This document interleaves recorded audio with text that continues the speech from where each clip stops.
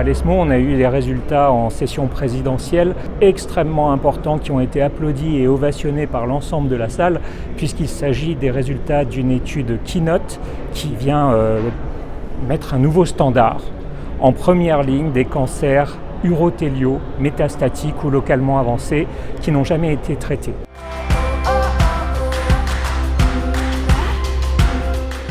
Le traitement expérimental dans cette étude était un ADC couplé à une immunothérapie qui était le pembrolizumab. Donc l'ADC, c'est un anticorps qui va se fixer spécifiquement sur un marqueur qui est préférentiellement présent dans les cancers urothéliaux de vessie et qui va permettre de transporter une chimiothérapie ou d'avoir une action synergique avec l'immunothérapie qui, dans cette étude, était le pembrolizumab en association.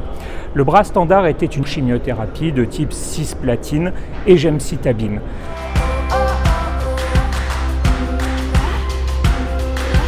Les résultats de l'étude étaient très impressionnants en termes de survie globale puisqu'il y a eu une réduction du nombre de décès de 53% à la faveur du traitement expérimental par rapport au standard of care qui est le doublé de chimiothérapie. La survie médiane était quasiment doublée puisqu'avec une chimiothérapie, on avait 16 mois de survie médiane en première ligne métastatique versus 31 et quelques mois avec le traitement expérimental.